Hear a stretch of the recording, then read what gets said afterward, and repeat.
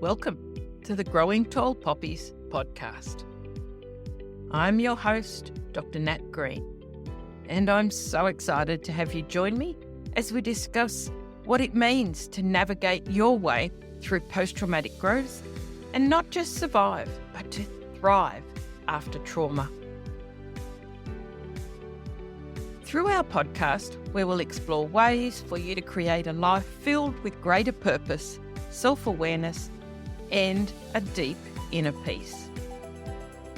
Through integrating the many years of knowledge and professional experience, as well as the wisdom of those who have experienced trauma firsthand, we will combine psychology, accelerated approaches, coaching, and personal experience to assist you to learn, to grow, and to thrive. I hope to empower you to create deeper awareness and understanding and stronger connections with yourself and with others, whilst also paving the way for those who have experienced trauma and adversity to reduce their suffering and become the very best versions of themselves in order to thrive. Thank you so much for joining me on today's episode. Welcome back. I'm really excited and grateful today to bring you our next guest on the Growing Tall Poppies podcast. It's my absolute pleasure and privilege to welcome the most beautiful lady who I met recently through an event she is hosting called Women's Journey to Happiness. And today we get to find out a bit more about the amazing woman behind the interview series and hear what has led her to this point. So let me start by introducing Denice to you all. Denice Buryn has been a holistic practitioner, massage therapist, and energy healer for the last decade, helping women to reconnect to their mind, body, soul, and spirit so that they can live a happy, healthy, more vibrant life. She believes that the mind, body, soul, spirit connection is the key to and the four cornerstones for complete health and happiness. And her soul's mission is all about love, connection, and empowerment. So welcome, Denice. It's so great to have you here. Thank you so much, my dear. It's so good to chat with you again. Twice in 2 days is very exciting, Right? isn't it? So I thought we might just get started with you giving us a brief introduction of who you are and what you do in the world. Sure, absolutely. I'd love to.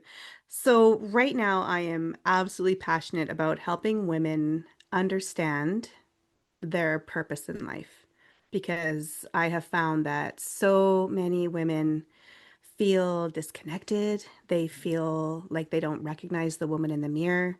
Maybe they don't even particularly like the woman they see in the mirror. And, for a lot of women, they've really forgotten how powerful they are, right? There's these abilities that we naturally have that have just been forgotten. And it lends into a little bit of an energy of feeling lost, of overwhelmed, of stress, and just, riding the shirt tails of life without actually really feeling like you're in control. So my passion right now is really bringing women back to that mind, body, soul connection, really tapping into their spirit, their purpose in life, helping them understand that they are beautiful souls and that they have a reason for existing, right? Even if it's just to be existing, to just go through their life and just have their experiences. Not everybody has this grand plan for their life or maybe a laid out plan of big monumental changes that they're going to make. Some souls are just here to experience, to learn, and to love. And so my mission is really about just reminding women how beautiful they are, how powerful they are, and giving them that remembrance back to how truly beautiful they are and how powerful they are. Oh, I love that so much, Denice. And you just articulate it so beautifully. And I'm just as you talked about that, I just feel this calm energy emanating from you. And Yeah. honestly, I know that so many of our listeners will relate to this because, as you know, all the guests that I have on have been through significant adversity or trauma, and they're so generous in sharing their story. But we know that everyone who's on here, their story has led them to where they are today. So, Absolutely. yeah. So, I as you can said, honestly, sorry, go ahead.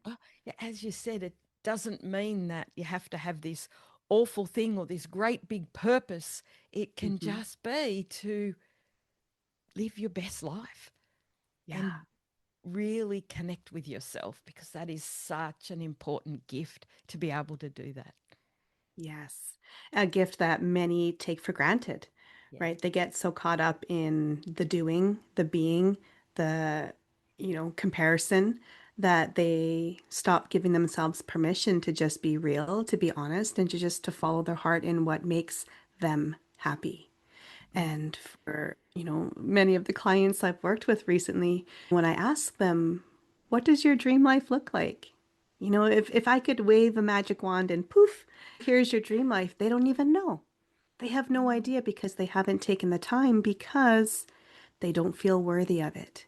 They don't feel Mm. like they deserve it. They don't think that they've tried hard enough or that it's meant to be for them.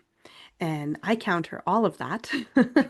Oh, I I love it. argue with all of that because I'm like, yeah, absolutely, you're worthy. And it doesn't matter where you've been, what you've done, what you lived through, what's happened to you, the experiences you have, all of that's in the past, Mm. right?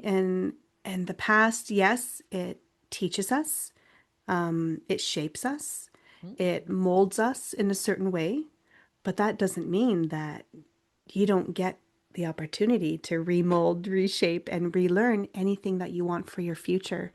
And so part of the reason I put together this series on the women's journey to happiness is because with working through my clients, they were like, I don't know what would make me happy. Mm. And so I was like split in half where I was like, okay, half of me understands that because 20 years ago, that version of me didn't know what happiness was either.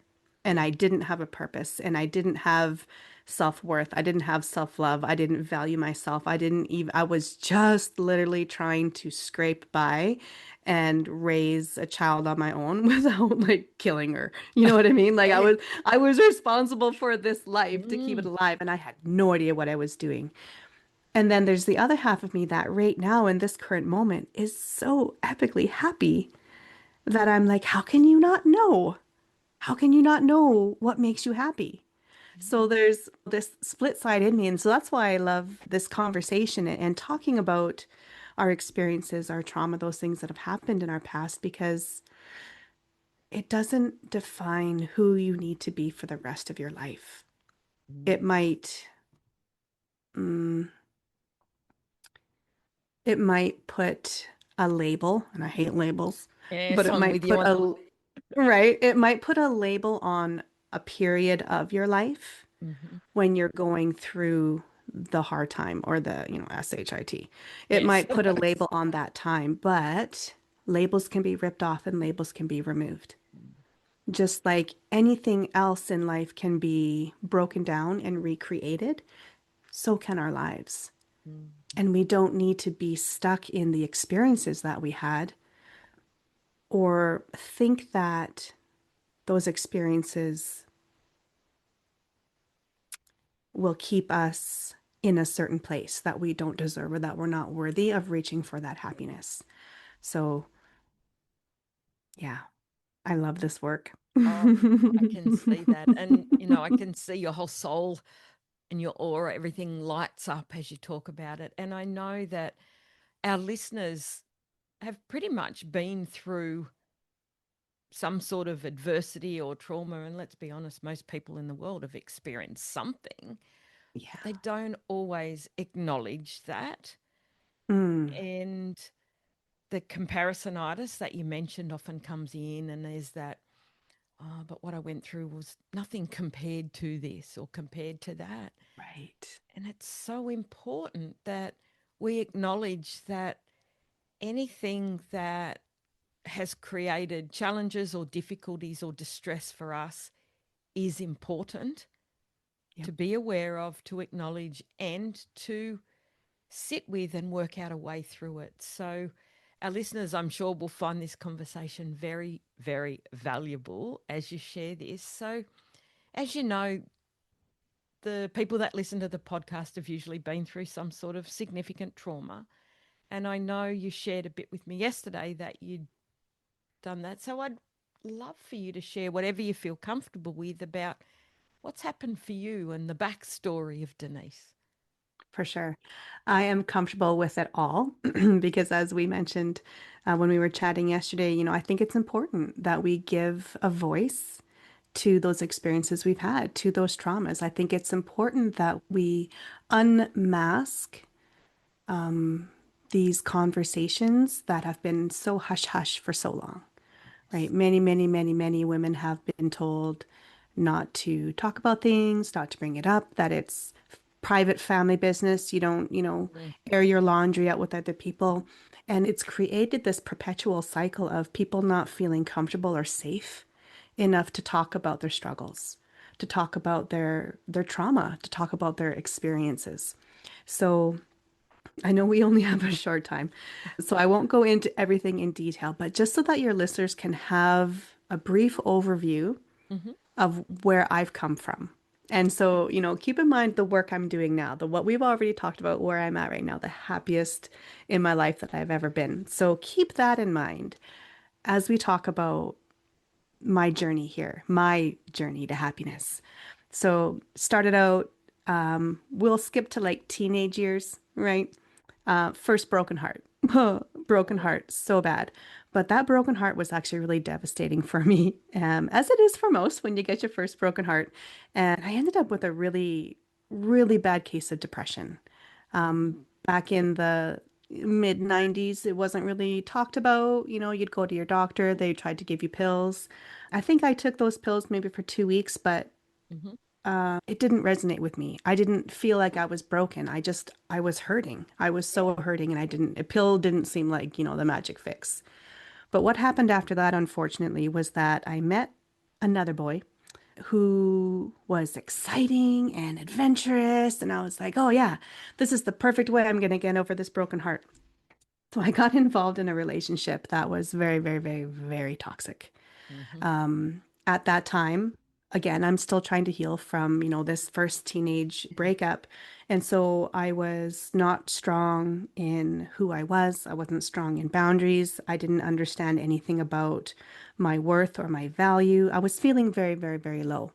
Mm-hmm. And through this relationship, I ended up experiencing mental abuse, emotional abuse, physical abuse.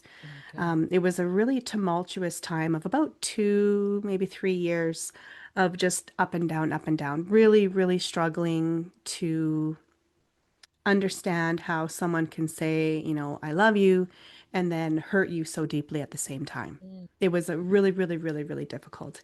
And when I finally was able to detach myself from that, I felt even more lost and broken than I had before, which led me down a very dark corridor into, I guess, a party scene, we'll call it. mm-hmm. Started going to parties, and I got into drugs. I got into hard drugs, cocaine, crack, meth, like really hard, icky things. And this was my way of just trying to remove myself Mm-hmm. from this experience that I was having, right? This Yeah. pain, this really this time of not understanding who I was, what was important to me, or what my purpose even here was, right? I knew nothing. I just knew that it was much easier just to numb it than to work Yeah. through anything or even recognize that I was hurting, right? Mm-hmm. Yeah, for sure. And then I had two really close people to me pass away within 3 months. And I hit grief really, really, really hard. One Mm. was my childhood best friend, and she actually passed away a week before her wedding. Oh. And that really sent me into a spiral of even darker, even deeper than I had been before. And I just leaned on all the things that could numb me, block me. I didn't want to feel, I didn't understand. I was questioning everything I had been brought up learning because I was brought up in the church. And so there, for anybody who's grown up in the church, Mm-hmm. you understand that there's a certain set of beliefs, I Yeah, for guess, sure. that you are brought up believing. Mm-hmm. And in my mind, this best friend of mine that I grew up with, she was probably the most kindest, most beautiful soul that had, in my mind, ever walked the earth. Mm-hmm. And from the time we were kids, all she ever wanted to do was get married and be a mom. That was her whole goal in life. Mm-hmm. And here she was a week before her wedding, Oh. snatched away. And I couldn't make sense of it. I couldn't make sense how this beautiful soul who had done nothing but serve God her whole life and was just a Mm. beautiful, beautiful person, how the one thing she desired most in life could be ripped away from her a week before when her wedding day, basically. And so I began to question. Nothing made sense to me anymore. Nothing that Of I grew up course. with, none of Mm. nothing made sense. I had no foundation, no support, no anything. And you know, when you're in that place where nothing makes sense, where you are in pain, you are in struggle, and you don't know what to do, the easiest thing you can do is mask it.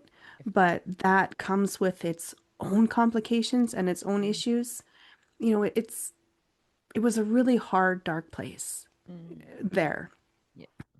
From there, I continued kind of in the party scene, and unfortunately, that led me into more physical relationships Mm-hmm. with men, and I unfortunately experienced a couple episodes of rape.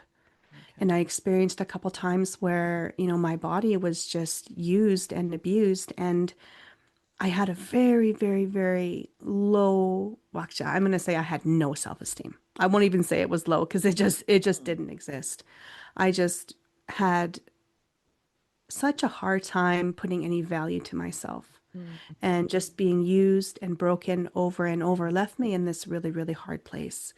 And so finally, my early 20s, I decided, you know what? I'm either going to, oh, what I forgot to mention was that I ended up having a couple overdoses, drug overdoses, Okay. where really there's no reason I should be alive right now with what I went through. Wow. And when I kind of came out of that a little bit, it was like I need to make a huge shift in my life because I'm either going to end up in jail Yeah. or I'm going to end up dead. Mm-hmm. And is that what I want for my life? I don't know, but I don't think so. So I Mm. ended up moving away from my hometown to get clean, to start Mm-hmm. over, fresh start, right? The Yeah. idea of this Yeah. fresh start always sounds so good. And so I thought, you know what? This is my time. I got Mm. to do it. So with 46 cents in my pocket, Oh my I got goodness. on a bus with one bag and I moved down to Vancouver Island Mm-hmm. and worked on getting myself clean, getting out of the drug scene. Of course, I met a boy and Of course. right. Yeah. 6 months later, I found out I'm pregnant. Okay. And I was in such shock because that was actually the day that I had decided I was going to break up with my boyfriend at that time because he Okay. was Yeah. also very emotionally manipulative. It wasn't really a healthy relationship, and I had been reflecting, the whole month prior, thinking, this is my start over? Is this really the kind of guy I want to have in my life? It's not. So I was actually intending to break up with him that day after my Mm. doctor's appointment. And then I find out, oh my God, I'm pregnant. What now? Mm. So I chose to stick it out, Yeah. thinking, maybe this new responsibility would help both of us grow up. Mm-hmm. Yeah. It didn't work out that way. And I ended up leaving him for good, I think, when my daughter was just over a year old. I did try and stick it out. We tried all the things, but it wasn't going to work.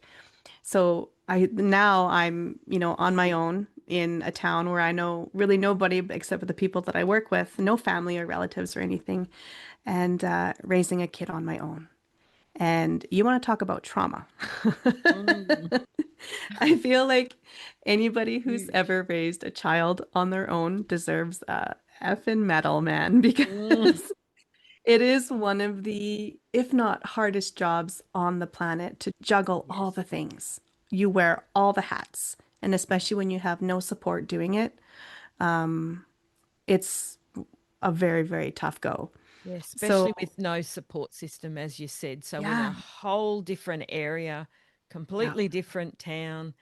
But yeah, I noticed, having the insight that despite everything, all the experiences, you wanted more for yourself. So you made those choices. That's amazing. Yeah. So keep And you know going. what So you're what struggling as a single mum. Yeah.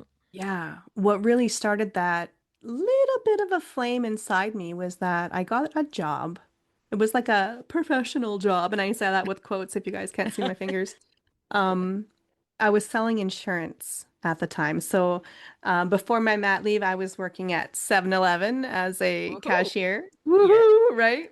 And then I went on my mat leave. I babysat for a couple years, and then I was like, okay, if I'm going to leave this guy, I need a real job. I need a job that's going to support me and my Yeah. child. So I ended up getting this job selling insurance at a bank. And so I had to get Okay. like the fancy clothes, the Yeah. high heels, I had to wear stockings, all the things, right? So Yeah. it was like this upgrade of status in my Mm. head, Yeah. which also began to up level a little bit of my expectations of myself, Okay. right? And the people that I worked with were so kind and they laughed and they were nice. Like these were all Mm. things that for the last, 5, 6, 7 years hadn't really been a part of my life. It was just a No. whole lot of dark, dark, dark, and people using you, abusing you. And Yeah. now all of a sudden I'm in this environment where people were so nice. Like I can still remember that. That's just that people were so nice. And it made me realize there are still good people out there. Mm. With all the things I've been through, with all of the things that have happened to me, there are still really nice people out in the world. And it began to raise my Mm-hmm. expectations on, okay, well, this is what I need to be. I need to be a good, solid person. Mm-hmm. And then I had to move away, unfortunately, from that town, from that area of Canada, just because it was really expensive. It's kind Okay. of like a retirement area, Mm. if you will. So everything was really, really expensive. And as a single parent, I couldn't afford to make it. So I ended up moving out here to Alberta, at the invite of my sister and my brother-in-law who lived here. And again, it was the epic start over, Yeah. right? I couldn't afford to live where I was. I just could not make ends meet. And so here I was, 5-year-old child, and I'm Mm-hmm. about to start all over again. So I Yeah. did, packed up the moving van, drove here all by myself, Mm. got a job, was living with my sister. And then I ended up having a little bit of a disagreement with my brother-in-law because he was trying to tell me how to live my life. And I was like, Okay. it's my life. Thank you very much. And so we just started to butt heads. So I moved out Mm. again, kind of on my own, all over again. And I got a job working for a farmer, which was something I knew nothing about. I had no experience at all with farming, but it was a job and I didn't care. I was going to do anything, Yeah. anything to put food on the table. And I began to heal through that job Okay. because this farmer was a grain and cattle farmer, but mostly on the grain. I got to be outside every day. So I'm in the Mm. sunshine, I'm getting fresh oxygen, I'm getting movement in my body, Yeah. and I was so in touch with the land. Mm. And I know Wow. that might sound bizarre to say, but Mm. I can honestly say that nature started to heal me without me even knowing it was happening. Mm. And it was such a fantastic job for most of the part. The work I loved. I loved working hard. I loved getting out and getting my hands dirty, doing all the things. I can drive anything with, I have my class one. I can haul anything. I can drive anything. But my boss was a little bit of an arsehole. Mm. He was a very, very, very toxic person for me. We Okay. fought a lot, especially if there was alcohol involved. On Mm. the farm sometimes, after the end of a big Yeah. day, you have a drink or two or Of whatever, course. and we would end up fighting. And then I would Mm-hmm. come to work the next day, and he'd still be angry about what we were fighting about the day before, kind of Okay. holding it over my head. And it just became Mm. kind of like a whatever. But then it got worse and it got worse and it got worse. And it was usually if I happened to break something. Like, I don't Mm. know. Like when you work around machinery, you know that shit's Yeah. gonna break. You gotta Yep. you gotta understand that about machinery. However, sometimes you also just do stupid things as humans.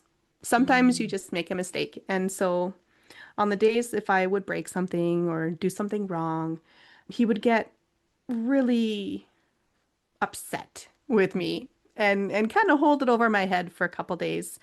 And it didn't feel good. It didn't feel like a happy, thriving environment, I guess. I Yeah. loved the job. The relationship between me and my boss Mm. wasn't good.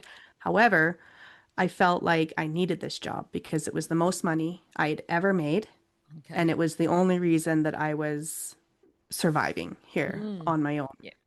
And so I started drinking. Mm-hmm. I started drinking to numb my reception to his anger, Mm-hmm. to his displeasure, whatever you want to call it. And I started drinking a lot Mm-hmm. because if I was numb, then I didn't feel the Mm-hmm. anger and the Yeah. disappointment or whatever, right? It was just easier if I was drinking a little bit. And this was really before I understood anything about energy. Knowing what I know now, obviously I had an issue with boundaries. Obviously, I had an issue with Mm. clearing off energy of myself, but I knew none of this at the time. So, as much as Of nature course. was trying to heal me, I was sabotaging my own health by partaking in alcohol, which led to a fairly serious addiction, Mm-hmm. which also led into a general anxiety disorder. Okay. So, everything, as we know with trauma, one thing piles on top of another thing, on top of another thing, and on Mm. top of another thing. And when you do nothing about any of those layers, Yeah. it doesn't go anywhere. Nope. It's still inside. Stuck in And there. it was like it was perking and perking and perking inside me. And I wasn't listening. I wasn't listening to any of the cues in my body. I didn't know anything about listening to my Mm. body. And then I had one pivotal night where I drank too much and I got pulled over and I lost my driver's license. Mm-hmm. My jobs, I had two of them at the time, were driving jobs. Okay. I, my life, my livelihood depended on me being able to drive. Mm. And I've now just lost my driver's license. Yeah. And this one mistake totally upended my life. Mm-hmm. At that time, in my mind, I saw no possible good out of this. No, of course. Looking back now, that's the period of time when I decided to go back to school. And that was when I Okay. decided I'm going to go for massage therapy. Mm-hmm. I was seeing a massage therapist and she said, you should go be a holistic practitioner. I think you have what it would take. This is a school I went to. It was really fabulous. You should look into this. Mm-hmm. So, in this time off where I wasn't able to actually go to work, I decided to go back to school, took out some student loans, and I started learning about the human body, but I Mm-hmm. also started learning about energy. Yes. Game changer for me Mm. when I Absolutely. started realizing how much energy of everybody else I had taken on my whole life, Mm. of all of the experiences, of all of the traumas, of all of the horrible things that I had been through, that I had done, that I had said, all those versions of me that had done all these wrong things. It was just energy. And I was holding all of that inside my body. And I woke up one morning and I actually got violently ill. Like I vomited before I was even able to get out of bed. Mm-hmm. And I was like, what is that? I was like, did I eat something bad? Like, we all know what food Yeah. poisoning is like, right? Like, I was like, Yep. oh my God, what did I eat yesterday? I feel so gross. But I had to go to work. So off to work I go. And this started to happen every day for a couple weeks. As soon Mm-hmm. as my eyes would come awake and I'm like, okay, I'm waking up, I immediately had to throw up. And Mm-hmm. I started feeling like, on the inside, I started feeling like my body was shutting down. Mm-hmm. I wasn't able to keep food down after like the noon dinner because on the farm we Okay. had like a big noon dinner. Mm-hmm.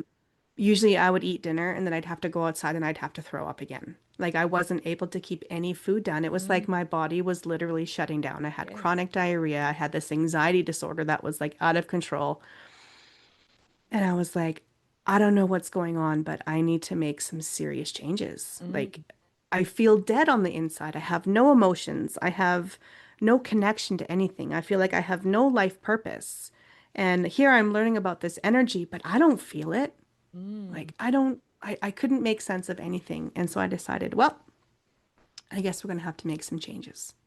So I quit drinking. I changed my diet. I started pounding back, 4 liters of water a day. Mm-hmm. Um, and what really, really made the difference for me is I started meditating every day. Okay. This amazing meditation that I'd heard about for so many years, knew nothing really about, but I started following this lady online and she did it. And I'm like, well, you know what? If she can do it, I can do it. So I just followed Mm-hmm. along with what she said. And as I began to meditate every day, I began to invite in forgiveness. I began Okay. to invite in compassion. Mm-hmm. And I began to invite in love again, which had been so absent from my life for so many years. And the most amazing, beautiful thing happened is that I was able to truly let go of everything that had ever happened to me. All the abuse, the physical abuse, Yeah. the mental abuse, the rapes, right? The Mm. the child abuse when I was younger. All of it. All of it. I met it in an honest place of love. And I just was like, I'm done. I'm tired of carrying Yeah. this weight with me, this burden with me. Mm-hmm. Like it's truly time just to let this go. Yeah, it happened to me. Yeah, it was shitty. But that doesn't mean that I need to carry it with me and wear it like a badge or wear it like, an armor that's going to protect me from ever experiencing Yeah. anything new. I deserved to have a happy life. And these are the things I started to tap into as I was Mm. meditating every day. My soul just kind of came alive and it started talking to me about what it truly wanted in life. Yes.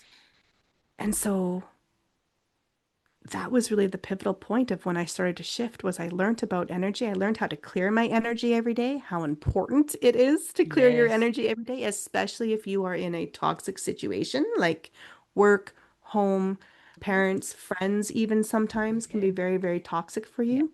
And you'll know they're toxic because you feel very tired after associating with them, right? You get on the phone with them, you go have tea or coffee with them, and you just feel energetically drained after, Yes. or you feel really, really heavy, Mm. right? This is a sign that you are taking on other people's energy. So I learned how to clear my energy every day. I meditated every day.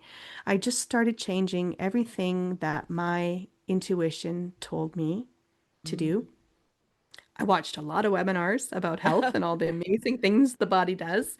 Plus, I was now, I'd graduated from school by this time. And so I was working with clients. And I started to see how, when we talked about the emotions that we store inside the body, when we can actually truly just acknowledge them, right? Let them come into Yeah. our awareness, work with them, work to start releasing them and inviting in forgiveness and love.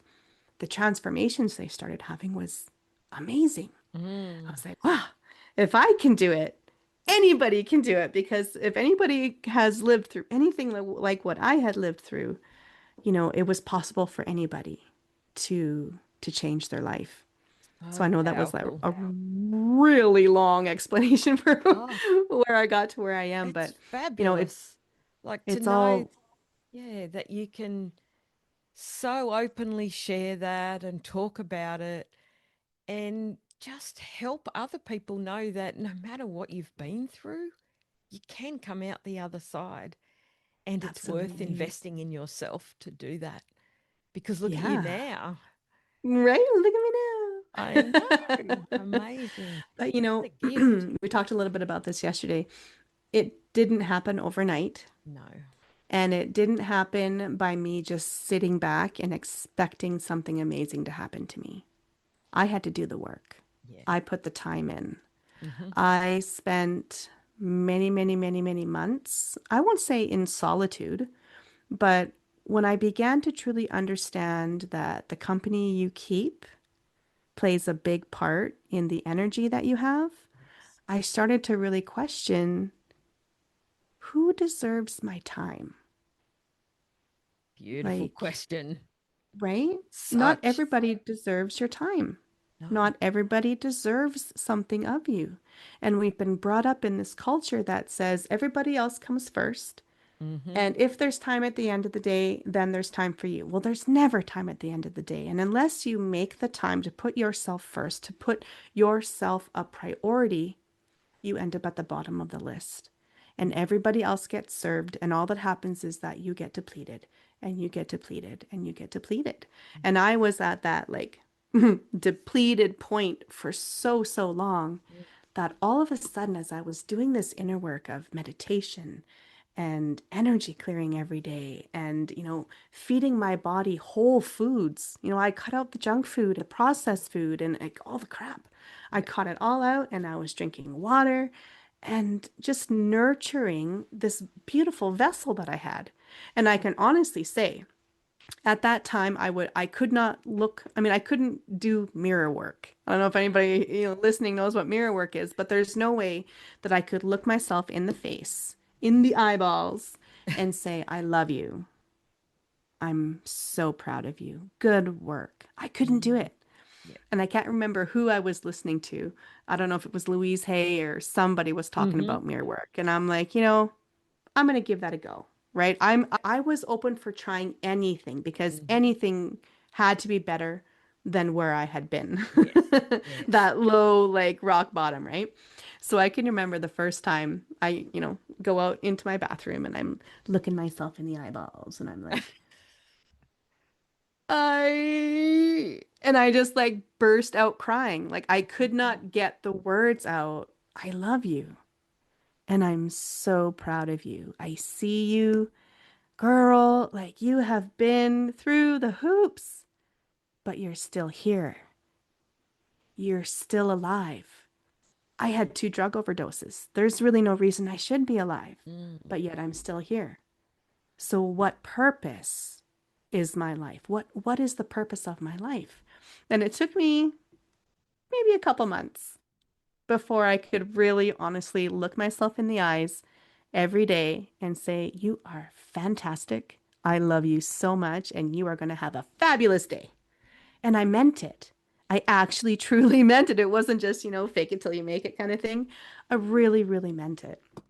And this, I was all about affirmations, right? Writing things on sticky notes. And I had them all over my house. I had my top 12 values all over my house. I had all of these little reminders around my place. And one quote, I think it was a Wayne Dyer quote, Mm-hmm. was, thank you, universe, for this day, for my life, for my body, for my loved ones, and for the opportunity to be of service. Thank you, thank you, thank you. And when I heard him say that on a podcast or something in me was like, well, that kind of covers everything. My day, Mm. my loved Yeah. ones, my body, my life. Like, yeah, that covers everything. So let's try that. I'm gonna try that. So I wrote it out and I had it on my bathroom mirror for about 4 years. Every time Mm-hmm. I went into my bathroom, I said it. In the morning, midday, nighttime, it didn't matter. If I was going into my bathroom, I said Mm-hmm. that quote. And it took me, much like the mirror work, it took me a little time before I could truly feel Yeah. that gratitude. But Mm-hmm. when I met it, when I truly began to reflect, like, look how far I've come. Mm. My kid is still alive. Woo, go Yay! me. Bonus. Right? I'm still alive. Woo, go me. You Right? were Like winning. I was totally winning for the first time because there had Yeah. been so Mm-hmm. much failure Yeah. in my past. Right? And it always seemed like I was stuck in this perpetual loop of failure, failure, failure. I'd Mm. get up and then crash down. I'd get up and then I'd crash Mm. down. And for the first time, I really just felt like I was happy. I was alive. I was so deeply connected. And that was kind of the beginning of like my epic, just like rise up Mm. because it got even Beautiful. better from there. I learned how to really tap into my emotions. Yeah. I learned how to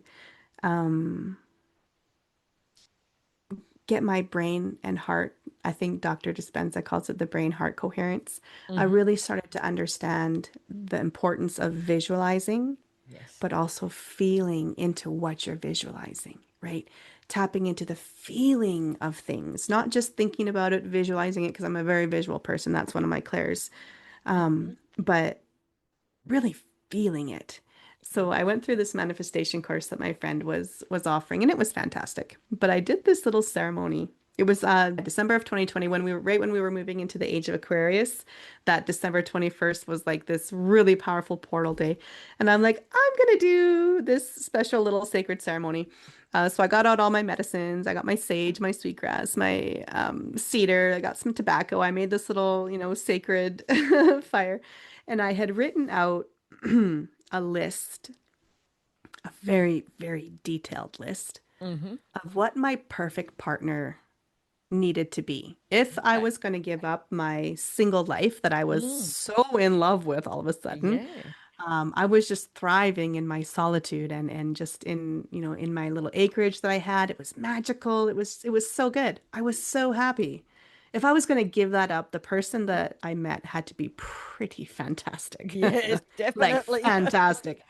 So I wrote out this list. It was a like double-sided page Of of course it was. exactly what my perfect partner had to be, like down to detail. Like I Mm-hmm. wanted him to have long enough hair that I could run my fingers through. I didn't, there's nothing wrong with thinning hair, but just for my perfect partner, I wanted him to have hair that I could run Mm-hmm. my fingers through, right? Just all the things.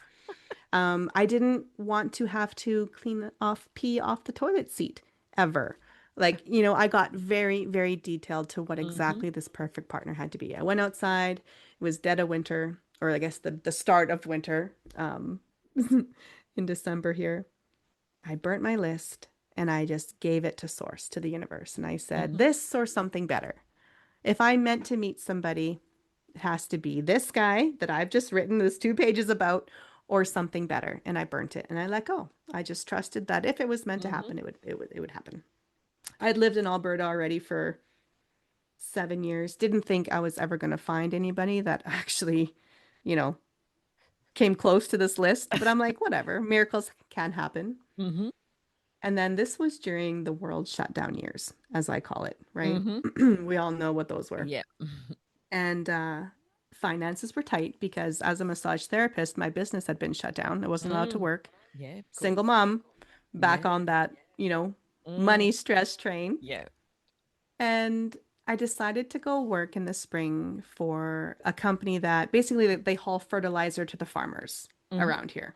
So I had a class one, I could do the dangerous goods job, no problem. So I decided to take on this job just to get a little bit of money coming in that spring.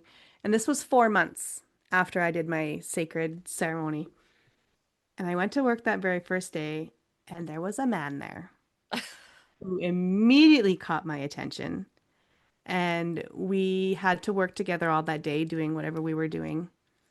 And by the end of the day, I was like, when like your temperature is just like Yeah. super, super hot and you're just like giggling, like you feel like a little schoolgirl that's just like like it was Love it. so bizarre. It was so bizarre. But Oh. I felt just this amazing supernatural connection to this guy. Mm. It was so crazy. Um, 3 years later, we're now married. Oh, that's But amazing, isn't it? it was truly phenomenal about Oh, when you let go of the struggle and when yeah. you just put your trust in the universe that whatever you desire, if you are an energetic match for it, if you are ready and you are prepared, watch out Mm. because it's coming. If you Yes. are an energetic match for what you are designing for your life, it will happen for you instantly. And this is how quantum leaping can work too, right? Yes. Jumping timelines is when you are an energetic match for what you are creating for yourself. Mm. And so when I reflect back on the journey, right, all the things that happened first to me that made me not so happy, and Mm. then the catalytic points, the two really major traumatic points of my life that shifted my direction Mm. exponentially Mm. to where I am now, it's been an amazing journey. Yeah, there's been ups and downs for sure. That's called human existence, right? There's Mm-hmm. always going to be the ups and downs. Definitely. But it's been such a beautiful learning lesson when you can actually see the low times as lessons and not make it mean anything about anything. It's just an experience that I'm going through, and that's okay. And I love that so much because I know we talked yesterday and I often talk on my podcast and some people struggle when they first hear this. It's about what is the gift in the trauma Yeah. and the lessons from the trauma. And we're not able to see them until we're ready. Like you said, Yeah. you have to be open and ready to experience that and feel that. So you've beautifully shared that, those big pivotal turning points. So if you could share one thing with our listeners that you think is key to help them move from trauma into post traumatic growth, what would it be? I think the biggest thing that helped me move finally into that post-trauma growth was bringing in a practice for just me. Mm-hmm. And for the first time in my life, deciding that I had to be the most important person in my life. I had to say no to absolutely everything that didn't align with me first, and not in a selfish way. What I mean by that is I had to say no when people asked too much of me, Yeah. when they were asking me to do things without any um, reciprocal gratitude, Mm-hmm. right? They just expected you to do things. Yeah. Like, the job I had, he just expected me to work 7 days a week, 16 hours a day. Mm. So I missed out on my child's youth, basically, from the age of 5 to the age of 12. I Mm. missed out on her entire childhood because I was at work at the farm 7 days a week, 12, 13, 14 hours a day because he expected it of me. I could have said no, but I didn't. And so as you shift into this period of time where you begin to heal, you have to put yourself first. And when you say the words self-care, a lot of people go, Yeah. self-care. Yeah, So exactly. don't call it that. No. Just don't call it that. Call it something else. But when you truly begin to respect yourself, Mm. when you truly begin to offer unconditional love to yourself, which means love without conditions, it doesn't matter who I am, what I do, where I've been, what's happened to me. I love me anyway. And I love me most of all. There was even a time in my solitude where I pulled my kid from all of her activities, like her after school activities, because I was so exhausted that having to go, drive her to here and drive her to there and go Mm. to that, it just added more stress and more stress. And it added on more of the rush. And when we can't eat a healthy dinner because we have to pick up something on the way because it's an hour to get to swimming lessons from after school. And then, after that, we have to go do this. And like, it was just like, blah, Yeah. enough.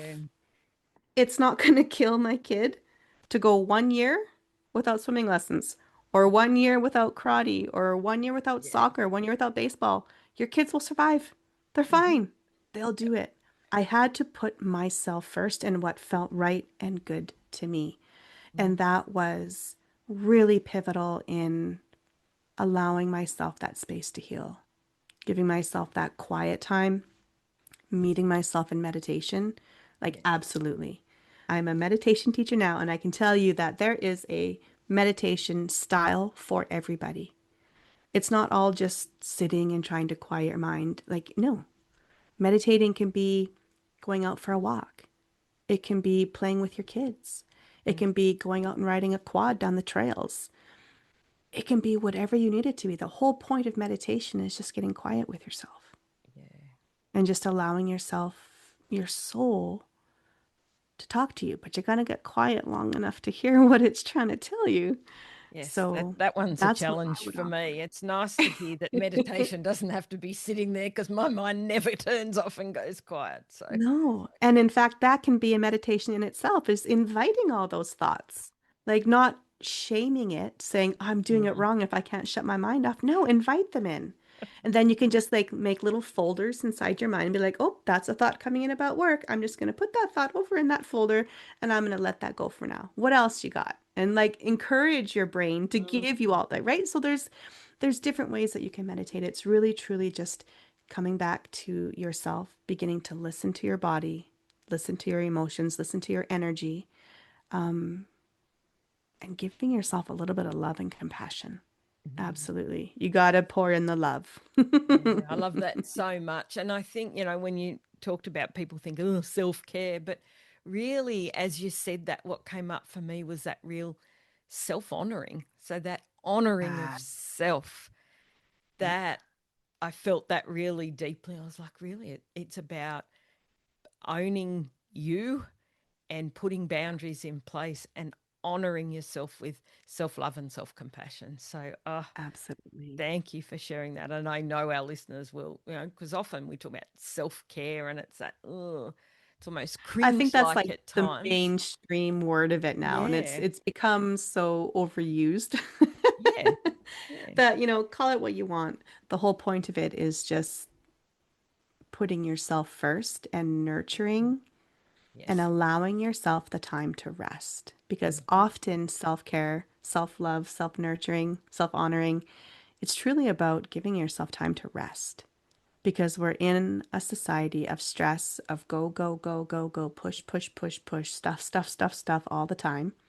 And we don't give ourselves enough time. We don't give the body, our energy, our emotions time to breathe and to relax, right? The body feels unsafe. It feels pushed. It feels, Mm-hmm. stressed out all the time. It's kind of, I talked a little about like the trauma, like layer trauma, layers of trauma. Yeah. Same thing happens for stress. It gets layered Mm-hmm. on, layered on, layered on until you have a breaking point.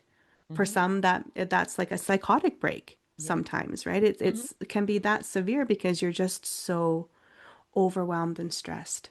Mm-hmm. So we got to dial it back. We Yeah. got to dial it back and we got to give the body and make it okay.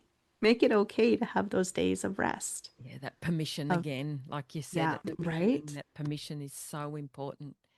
Yeah. Yeah. So I know you've got lots going on now with your women's journey to happiness. Yes. So, and all the other amazing work that you do. So, as we move to wrapping this conversation up, where can our listeners find out more about you and find you online and share the work that you do? Yeah, absolutely. So I'm not like a huge social media person, but I do have a little bit of a presence on Facebook and Instagram. So Facebook, it's just at Happy Hands Healing. Mm-hmm. On Instagram, it's Happy Hands Holistic Healing, and holistic Yeah. is spelled with a W. Mm-hmm. For the series, my Women's Journey to Happiness, it's completely free if you want to sign up for the series. And I do recommend, especially since our beautiful host over there is one of my amazing speakers. Definitely want to come check out her interview. Yeah, 14 days of listening to amazing healers, visionaries, just speaking about, you know, different tools, tips, wisdom, nuggets, and stuff that you can get to help on your journey back to happiness. So that is going to be at https colon forward slash series, so series deniceburyn.com. And Denise is spelled Denice. Mm-hmm. Buryn is Buryn. So I'm sure it'll be in the show notes. You can check those out. Yes, I'll But put yeah, that it's in. series.deniceburyn.com. And yeah, so come sign up. Come get a little bit of a variety. There's a wide variety of expertise and wisdom that gets shared among these series. So you take what resonates with you and you leave the rest. Not everything is going to resonate with you, and Mm-hmm. that's totally cool. But there might be something there for you, something that can help you move into that post trauma healing, that wellness, that exponential growth. Mm. Oh no, I'm really excited, and I honestly am so honored to be a part of your amazing interview series. So I'll definitely put that link in the show notes, and I hope that many of our listeners will join us. And what date does that start, Denise? It starts on Monday, November 3rd. So it's November 3rd to the 16th. So we got one Yes. more week to sign up. And then we begin. Oh, very exciting. And what I like to do at the end, I like to leave you with a question. What do you think your younger self would think of what you're doing now and what you've achieved? How young? As young as I'm you just want, wherever your mind I'm just just went. kidding. I joke because I just feel like sometimes when I look back, when I think about my story, it feels like I've lived 5 or 6 or 7 different lifetimes in this Yeah. lifetime. So I'm like, well, which version of my younger self? Because there's been like so many. My younger self is so proud of me because I finally learned my value. Mm, I finally learned how to love myself mm, more than anything. Growing up, it was more about loving everybody else and serving everybody and being of service. I am that. I absolutely love everybody and I am full on about service, but I love myself most. And I follow and I honor my heart. And I just know that my younger self is so proud of me for not giving up and for continuing to try. No matter how hard it was, mm. I never gave up. Thank goodness. Right? Thank goodness you didn't, because you just have so much. What a gift you are to the world. And you gave me goosebumps as you Thank said that. you. It was like, oh my goodness.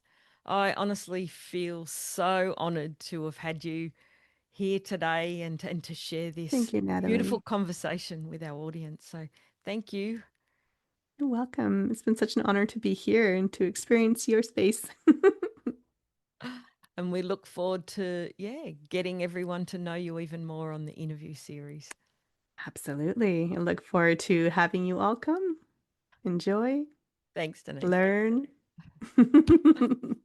Bye for now. Much love. Thank you for joining me in this episode of Growing Tall Poppies. It is my deepest hope that today's episode may have inspired and empowered you to step fully into your post-traumatic growth so that you can have absolute clarity around who you are, what matters the most to you, and to assist you to release your negative emotions and regulate your nervous system so you can fully thrive. New episodes are published every Tuesday, and I hope you'll continue to join us as we explore both the strategies and the personal qualities required to fully live a life of post-traumatic growth and to thrive. So if it feels aligned to you and really resonates, then I invite you to hit subscribe, and it would mean the world to us if you could share this episode with others who you feel may benefit too. You may also find me on Instagram at Growing Tall Poppies and Facebook, Dr. Natalie Green. Remember, every moment is an opportunity to look for the lessons and to learn and increase your ability to live the life you desire and deserve. So for now, stay connected, stay inspired, stand tall like the tall poppy you are, and keep shining your light brightly in the world. Bye for now.